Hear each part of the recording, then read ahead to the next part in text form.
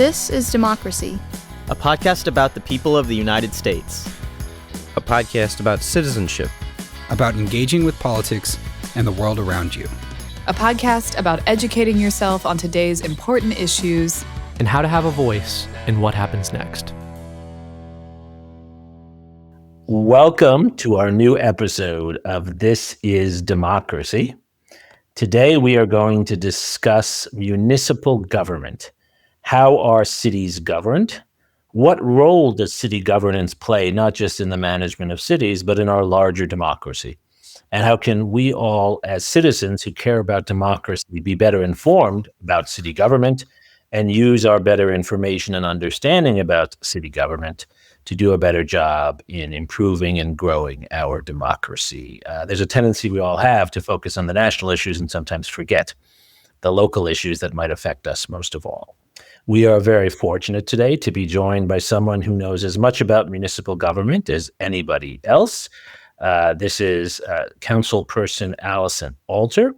She is a city council person in Austin, Texas. She has been on the city council for 8 years. She is just finishing her second term, and she's term limited, so she's just cycling off after 8 very successful years, helping to manage and lead one of the fastest growing and most dynamic cities, not just in the United States, but in the world. So we're very fortunate to have Alison Alter with us today.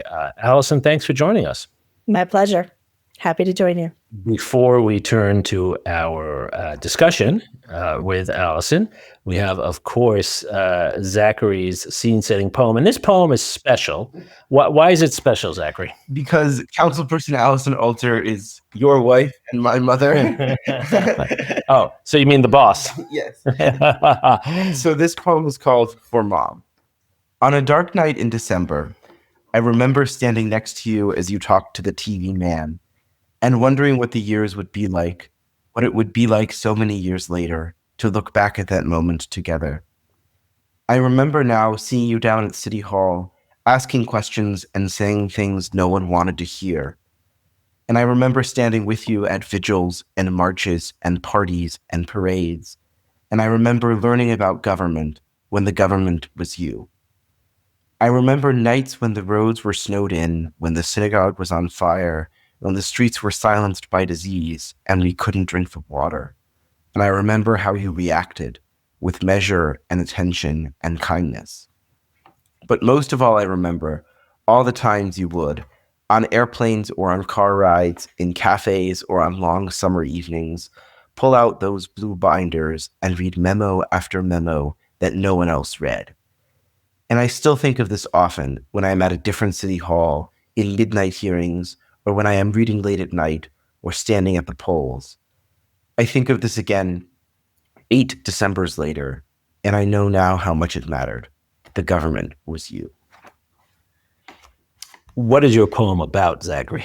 Well, I think the poem is about how Mom provided all of us and our city with a model of what city leadership looks like, but also about what grit and determination and hard work and intelligent policymaking can look like, and how important it was for me to see that growing up, but also how important it was for our city that she was doing that work. Yes, yeah, we need good models of political leadership, and we don't have enough. And Alison certainly provided a very inspiring model for so many people. Alison, you had a PhD before you started on the Austin City Council. You had worked extensively as a scholar, as a philanthropist, as a local leader in other dimensions. What, after 8 years in this role, what did you learn that you wished you had known 8 years earlier? What are the things that even the most educated of us don't know about municipal government that we should know? Well, first, let me say thank you to Zachary for that beautiful poem. And it's so lovely to hear it from your perspective, all of these years of service, and to see the pieces of it that resonated with you as you grew up. I want to start with something really basic to answer your question, Jeremy. I think that people underestimate the impact of cities or local government on their quality of life and what happens to them day to day. When I have Girl Scout troops come and visit City Hall, and I love to do that to talk with them about city government and what it means. I like to walk them through an exercise because in Austin, we own our own electric utility. We run the water company. We run the airport. We do a lot. So when you wake up in the morning, you're waking up to an alarm that is somehow powered by the city. You are washing your hands in your sink, brushing your teeth with water that's coming from the city. You're flushing your toilet. You are living in a house that is safe because of codes that the city has set up for your well-being. You get on a road and you bike to school or bike to work because you are on a piece of infrastructure that the city has built. You go to a park, you go to a library, you get rescued if you have cardiac failure by the city. There's just so many things that happen on a day-to-day basis that are impacted by the city. And you alluded to this in the beginning, but I think that in academia, at least when I was in academia decades ago, we have a fascination with the national and the international, and we often forget the role that cities can play. We talk about states being laboratories of democracy, but really cities are the places where that is happening the most. When we think about climate change and the changes that are really being made that are moving the needle, we see that at the city level. On public safety, many of the things that are changing are happening because we have communities around the country who are trying to do things a different way and are not happy with the status quo. Give us a sense maybe for those of our listeners who aren't very familiar with city government, who'd maybe never been to a city council meeting. What does city politics look like when you're sitting on the dais at City Hall? What are the kind of issues that you're dealing with? And what does the policymaking process look like when politics are so local? Well, I had the opportunity to serve as a council member for what is now the 11th largest city in the country with a $5.9 billion budget.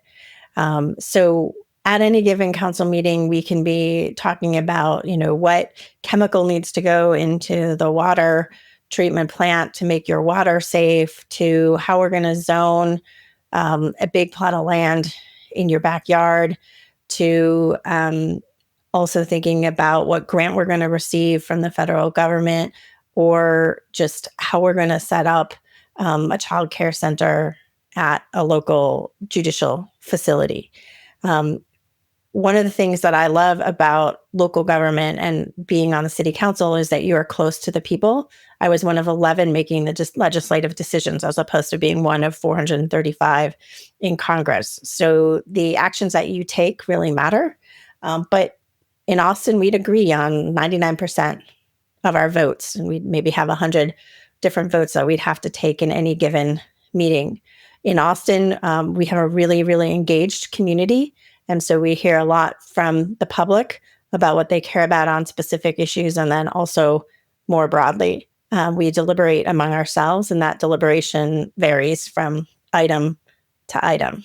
What are the ways in which citizens influence the decision-making? You've emphasized in each of your answers, Alison, how democratic this process is. Even though there's a small number of you, in this case 11, some cities have larger councils or equivalent institutions, but one way or another, cities are representative governments, just as our national government is a representative government. And the people in office have a great deal of influence, but in a democracy, you're very gratefully and often influenced in detail and in broader issues by ordinary people. How does that work? How do people influence your decisions? Can you give us some examples where ordinary people change the outcome? Absolutely. So as a council member, you can't go to the grocery store without somebody stopping you and telling you about some decision that you made that was good or some decision that you made that was bad. But they also bring things to your attention. And one of the things that I learned over time was really to pay attention when somebody had something novel. They were really showing you an opportunity, or they were showing you an issue that you needed to pay attention to. For me, I would look to some of the work that I did in public safety with respect to our 911 response system. And we were hearing actually from employees in the call center that there were challenges and that the response times were not what they needed needed to be. And, we put a lot of emphasis and invested over several years to get the staffing up and fix that problem. But it was an alert that I originally received from folks who are working in that call center. I also recall a time when a constituent texted me and said, you have to listen to this podcast. It was a podcast, I think, from ProPublica about how sexual assault was being addressed in our community. And that has led me on to a 5-year journey where we are going to go from being called out in the national news for how we address sexual assault to being the leaders in the country.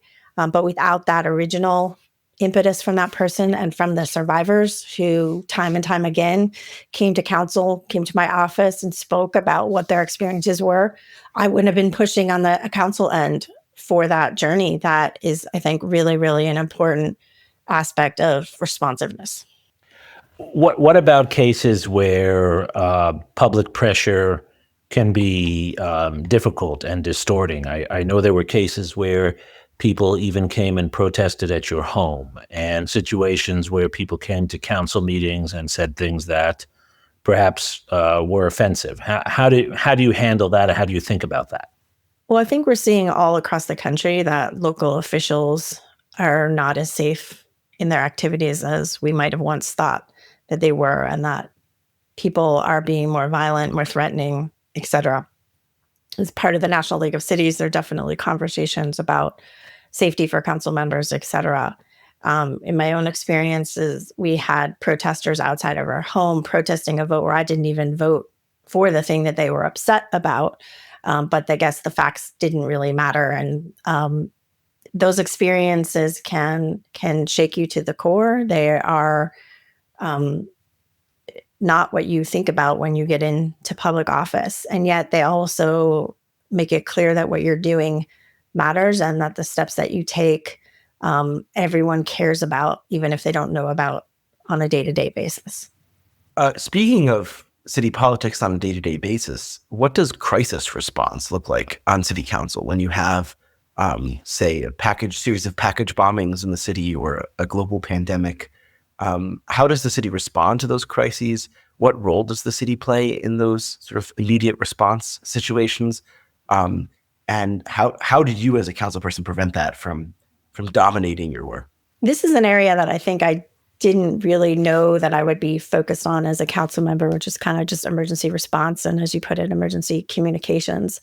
While I was on council, we had a package bomber, we had multiple water boil requirements, we had a blackout with Storm Uri for a week with an ice storm and no power to much of our community. We had Storm Mara with a breakdown of limbs all over our community with trees everywhere that also had power implications, et cetera. We also had COVID and protests following George Floyd. In each of those cases, I think we got a little bit better in how we learned to respond.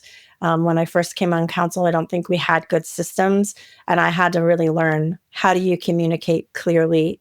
And over time, I think this is something that I was able to do really well with respect to my constituents. You have to build up confidence and trust so that they know that what you're saying to them is true to the best of your knowledge, and that you are trying to think about, if I was in their situation, what is the information that I need that I might not have, that I as a council member have?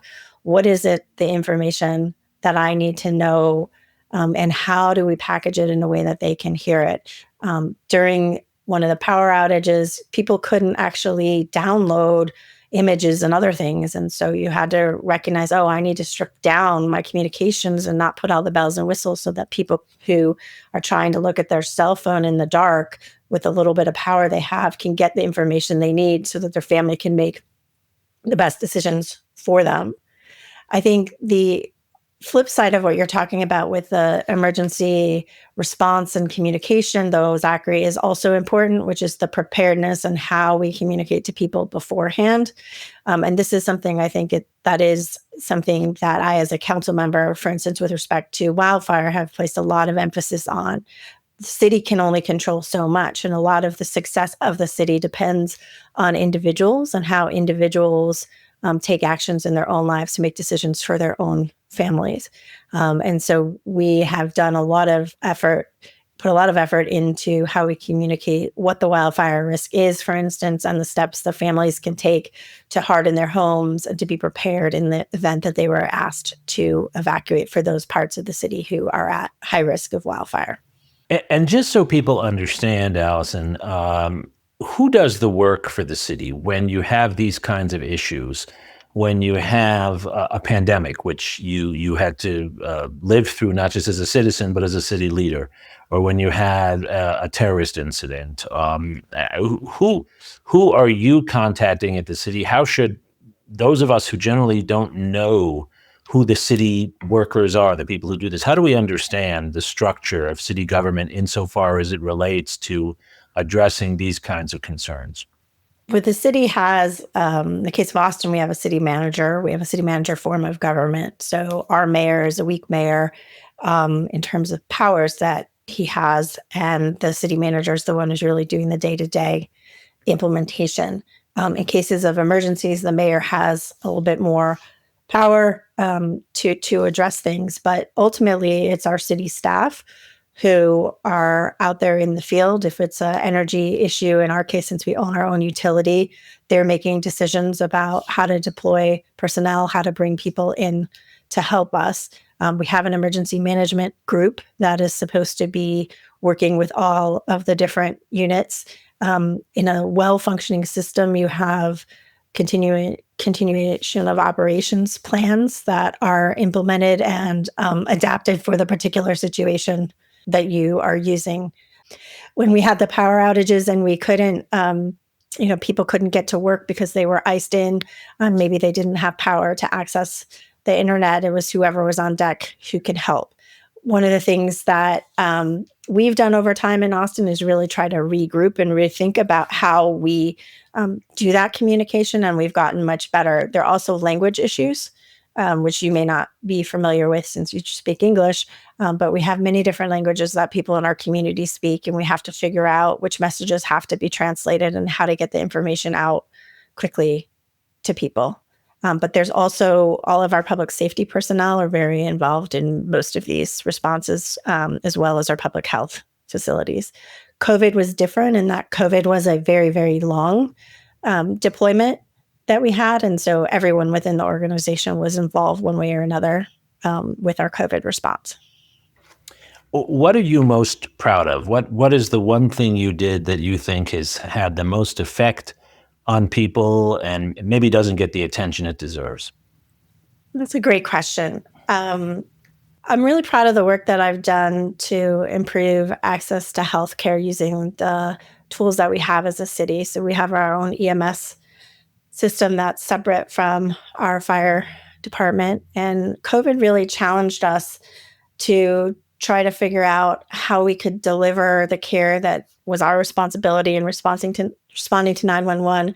How would we do that when we didn't have the ambulances there? So you may recall under COVID, ambulances had to be sanitized, and we also had staffing challenges because people were calling out sick because they were catching COVID because they were out in the community.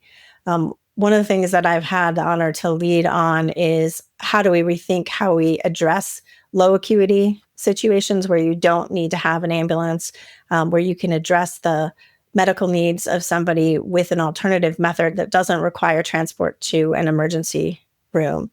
We've created programs. We have a collaborative community care line that people call when they call 911, they get routed to that. And if it's something that doesn't require an ambulance, we have other mechanisms that we deliver care through. So if you need oxygen, you need your asthma meds, you need a suture, and you don't have to go to the emergency room, we're able to address that by other means.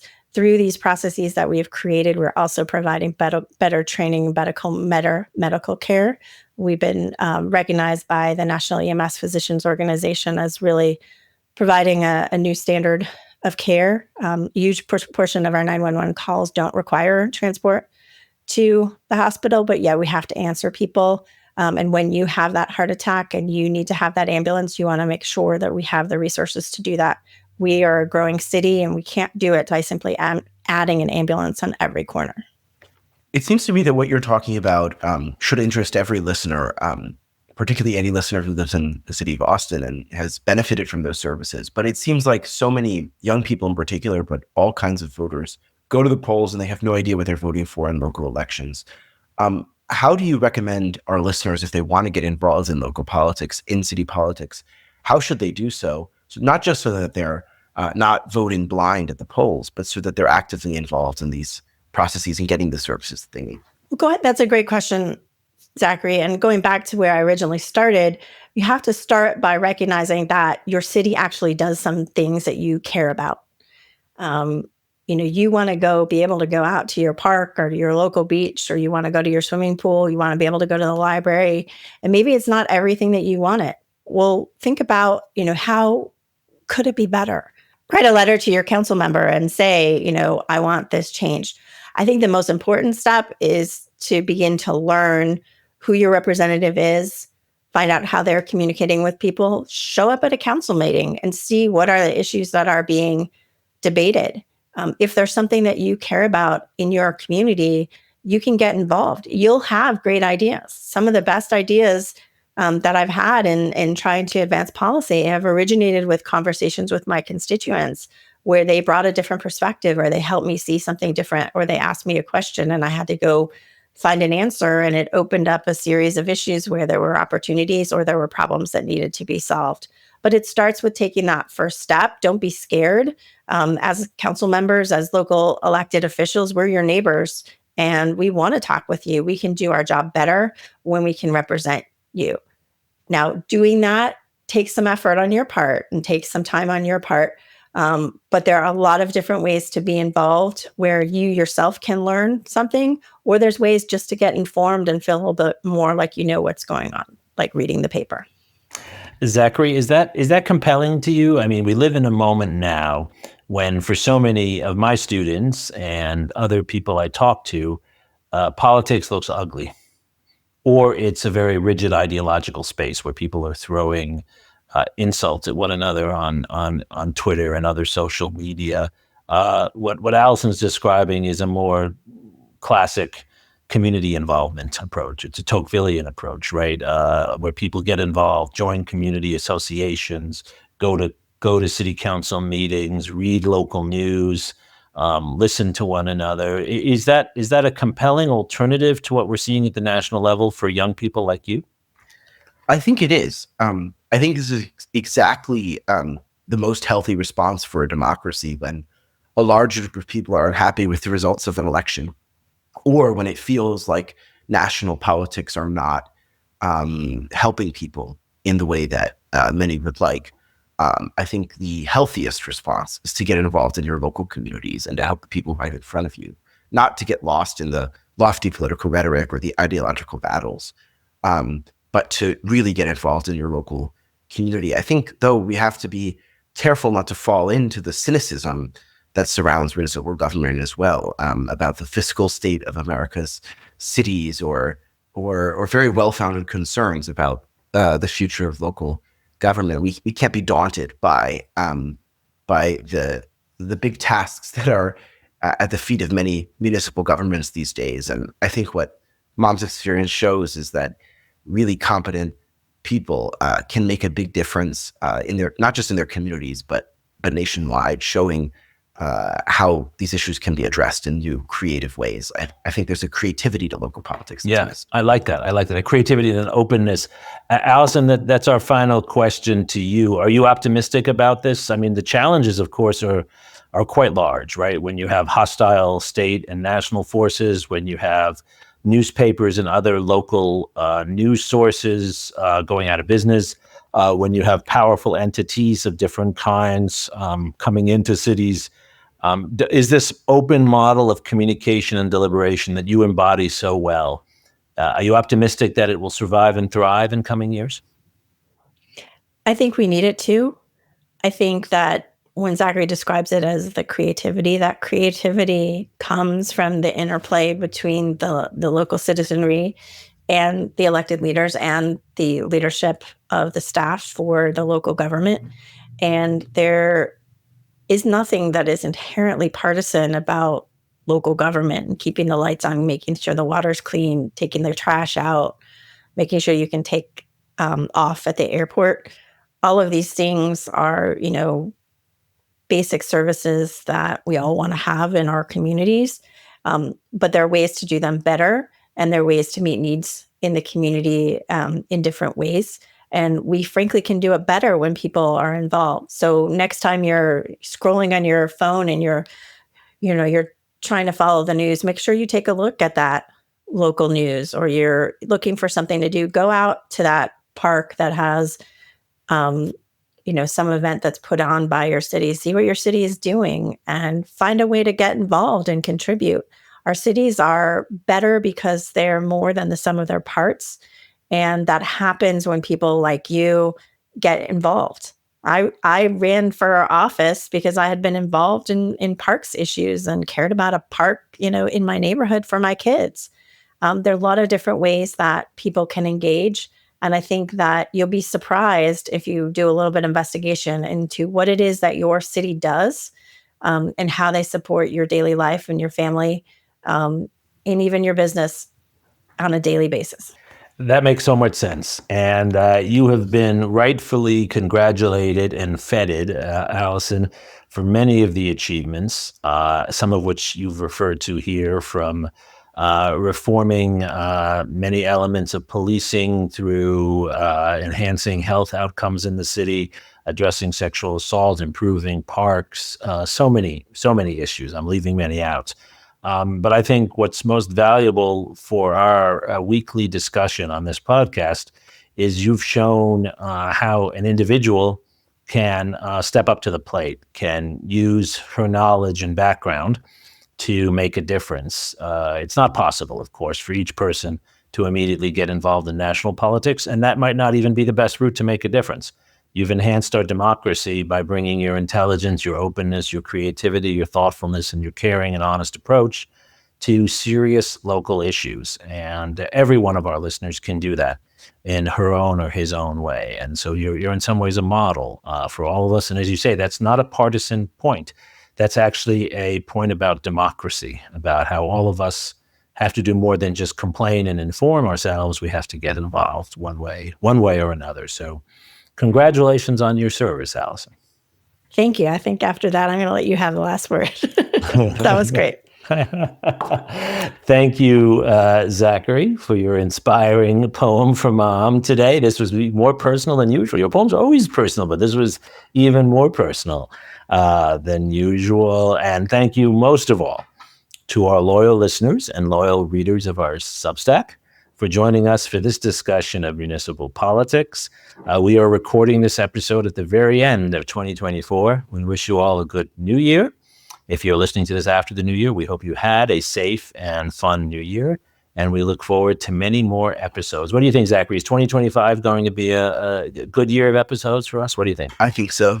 Well, we're looking forward to it. Thank you for joining us for this week of This Is Democracy.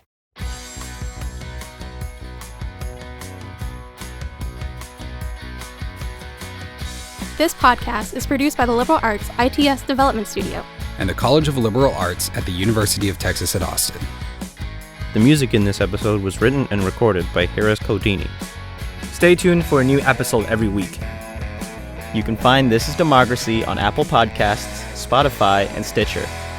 See you next time.